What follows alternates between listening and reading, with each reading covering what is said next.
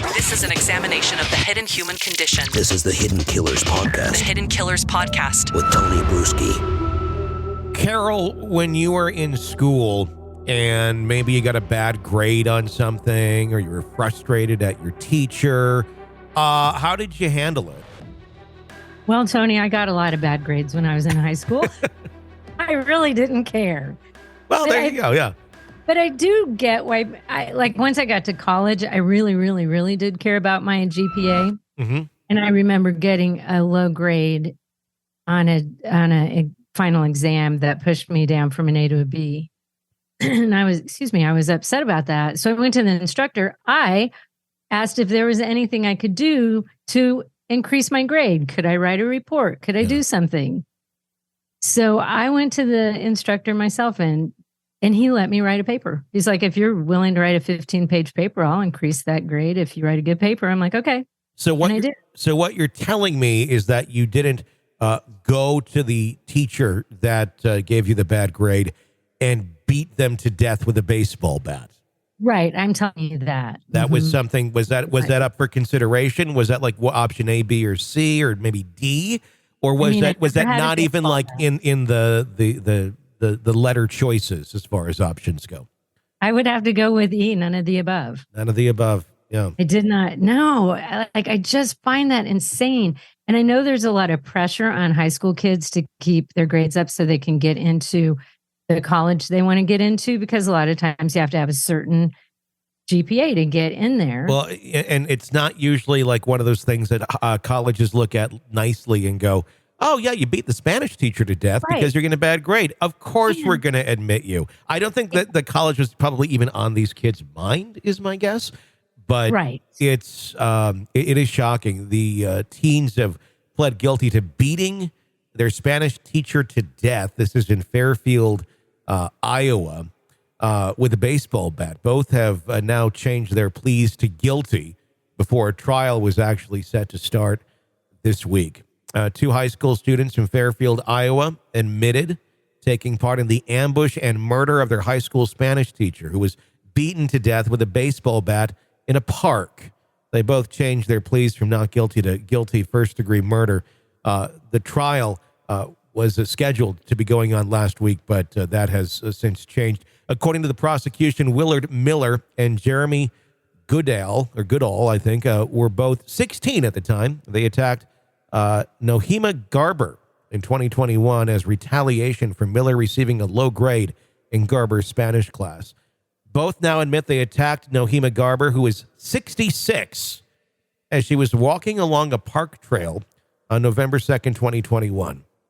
Goodall told a judge that Miller brought the bat used in the attack. Investigators discovered that on the afternoon of November 2nd, 2021, Miller and Graber met at Fairfield High School to talk about his grade in her class.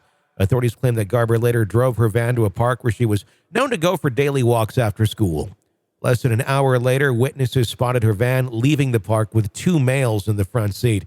After a witness informed authorities on posts on social media about Graber's killing, investigators named Miller and Goodall as suspects. An associate of the teens came forward regarding messages Miller and Goodall had sent, according to court documents. And according to the records, the messages contained specific details of the disappearance and subsequent death of Graber, as well as a potential reason and plans for concealing it.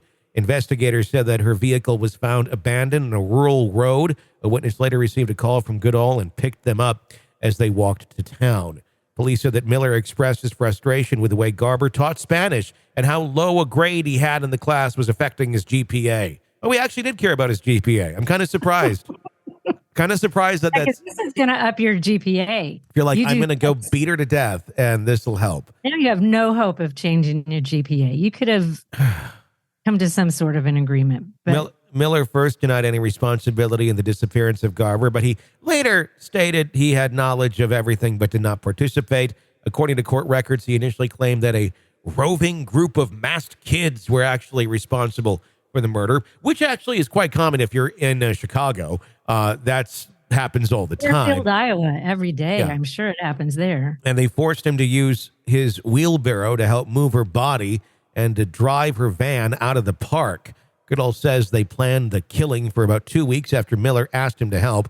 Goodall has agreed to testify against Miller at his trial. So they planned the killing. It wasn't like we're out here, they planned on killing her. They grabbed the baseball bat. They went to the park where they knew she would be. And then they drive her van off and park it on a rural road. Like they had thought it out. But the crazy thing, well, there's so many things about this, but like, okay, we'll blame it on a gang of roving masked kids. Because those are always wandering around the park there. You know that when they said that, the cops had to have done a visible eye roll at the time. Yeah. On November 2nd of 2021, I met Willard Miller at Chautauqua Park. Chautauqua. Chautauqua. I used to live on a street named Chautauqua. Chautauqua Park, and I understood that he had intended to kill Mrs. Graber. Goodall said as he entered his plea, he said Miller brought a bat, among other supplies, to go through with the murder. After he had struck Graber, he then moved her off the trail where I then struck her, and she died as a result, Goodall said. Afterwards, we removed any evidence that we could. Assistant Attorney General Scott Brown indicated he would propose a 25-year minimum for Goodall and a 30-year minimum for Miller. The difference is that Goodall has cooperated with authorities, Brown explained. Sentencing dates for the teens have not been announced. I just hate these bullshit proposals of what 25 years for killing. No, how about the rest of your life? How about no chance? And we're not going to allow you to get your GED in prison either. You forfeited that part too. And how about, or even better, does Iowa have the death penalty? Let's make it a capital case. I don't know if they do or not. He did say he would propose a 25-year minimum. Minimum. So they could easily give them more, but he said at least that much. So we'll see what they end up getting. But, it makes no sense to me that you get the low grade, you disagree with it, you're frustrated with your teacher. There's so many ways you could deal with that. You could first go to your parents and express your concern about the teacher. Then they could maybe help you address that with the school administration. There's so many ways that you could address that. You don't kill your teacher. Well, people are doing such extreme things because they can't cope with anything anymore. And that's usually the answer. It's like, that made me upset. I couldn't handle it. I couldn't do that. You know what? Society, the rest of us here in society that are trying to live in a civilized society, we're sick of you guys that are doing this sort of shit. So I think we need to do something a little bit more extreme than just prison anymore, because it doesn't seem to do much. I don't know. Was there more law and order back in the day where there was like, hey, it's the weekend. The criminals who've done horrible things, they're going to torture and burn them in the town square. We get a bunch of food trucks and go on out there and do things the old way for the horrible, horrible human beings that we have in our world. I don't know. Would that maybe be a little bit of a deterrent to the 16-year-old that's like, I'm going to get a baseball bat and beat my teacher to death, when last weekend, the whole family went down, had a couple tacos, and watched the last person to do that burned to death at the town square?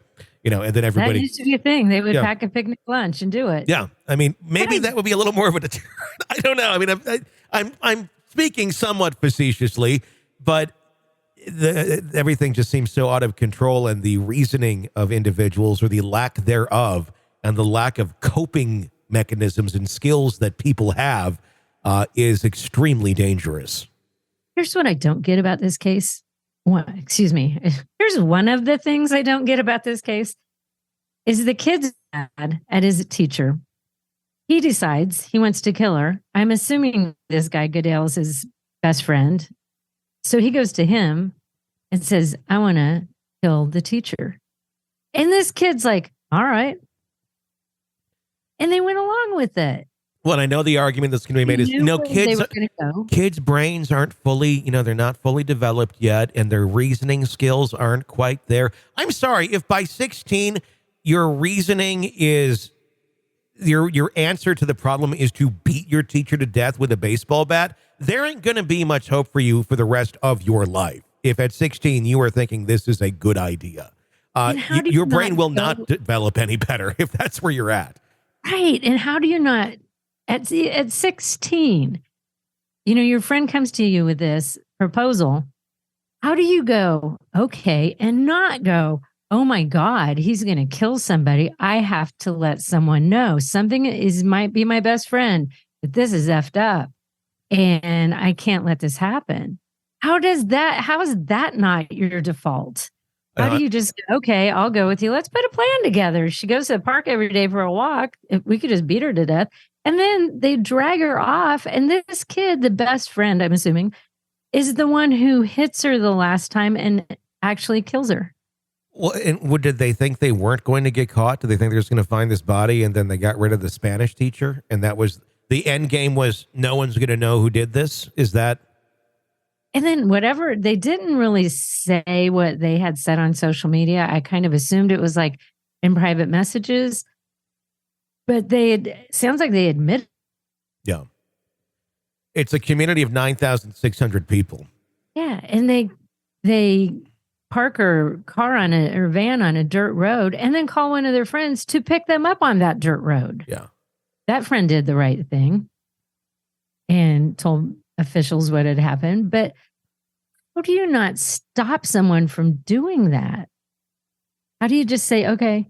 And the kids look like they should be normal kids. They actually kind of do. They don't look like the type that would necessarily be killing, but they do have the dead eyes. I'm looking at pictures right now, cool. And they have that look.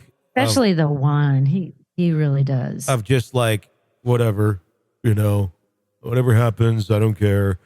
And it's like, well, okay. It kind of makes me think these are two guys who, had they not done this, would be the two guys who would go in and shoot up the school, maybe.